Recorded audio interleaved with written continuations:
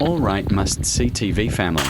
Tonight we are diving into a grounded action thriller that trades big spectacle for personal stakes. This is The Marksman, and if you like slow-burn survival, stories with emotional weight, this one might surprise you.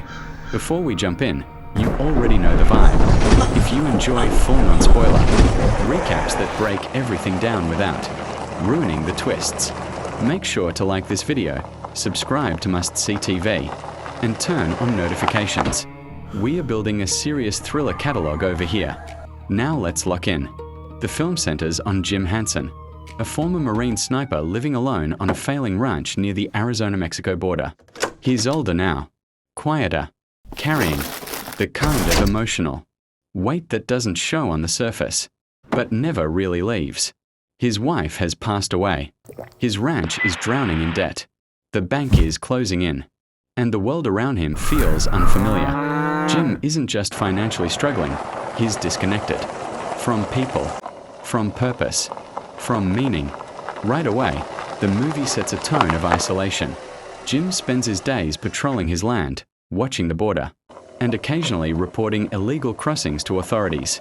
Not out of cruelty, just routine. It's something to do, something that makes him feel useful. But everything changes the day he encounters a woman and her young son crossing through his property. They're not just migrants.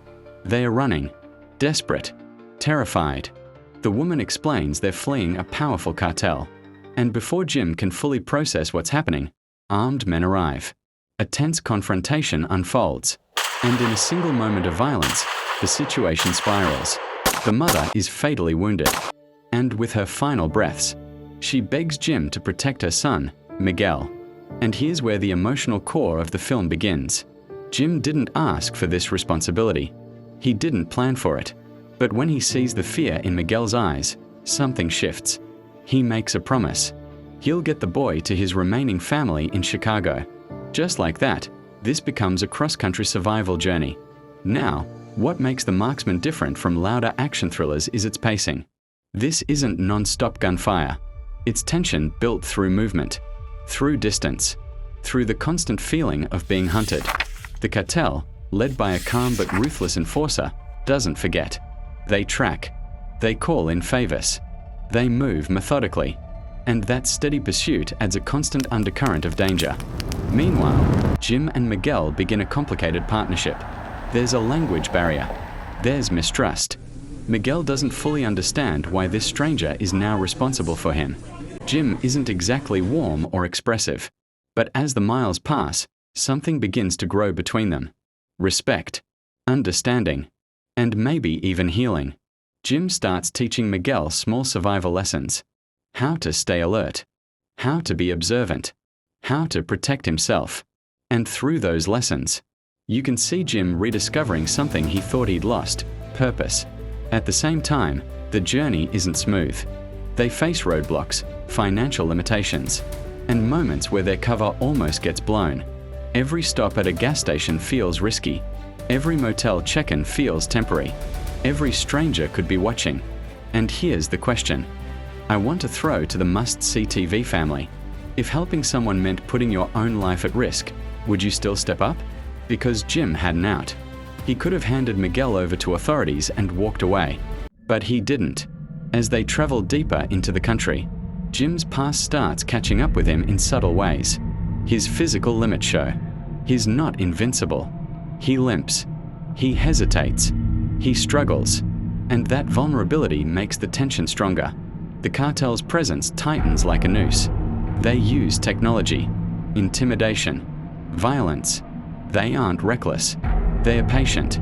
The film also quietly explores themes of immigration and morality. But it never turns into a speech. It stays grounded in character, in individual choice. Jim isn't trying to solve a national crisis. He's trying to keep one kid alive. As the second half unfolds, the danger escalates. Close calls become closer. Trust becomes thinner.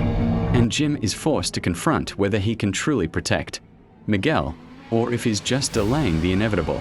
The final stretch of the film builds toward a personal showdown, rather than a large-scale spectacle. The tension comes from emotional investment rather than explosions. Without spoiling anything, the ending focuses on consequence and closure. It asks whether one act of courage can balance years of regret. Performance-wise, Liam Neeson brings restraint here. This isn't the high-energy action persona some viewers might expect. It's quieter, more reflective, and that works in the film's favor. The chemistry between Jim and Miguel is what carries the story. Their bond feels earned, not forced.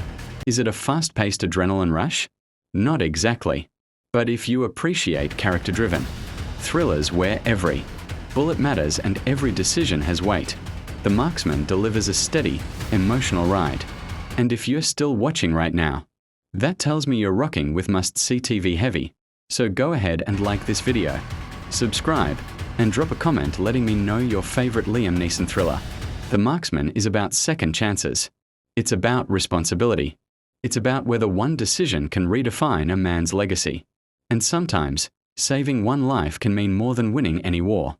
Let me know, do you prefer the explosive Liam Neeson movies, or the slower, more emotional ones like this? Until next time, stay sharp, stay safe, and I'll see you in the next recap right here on Must See TV.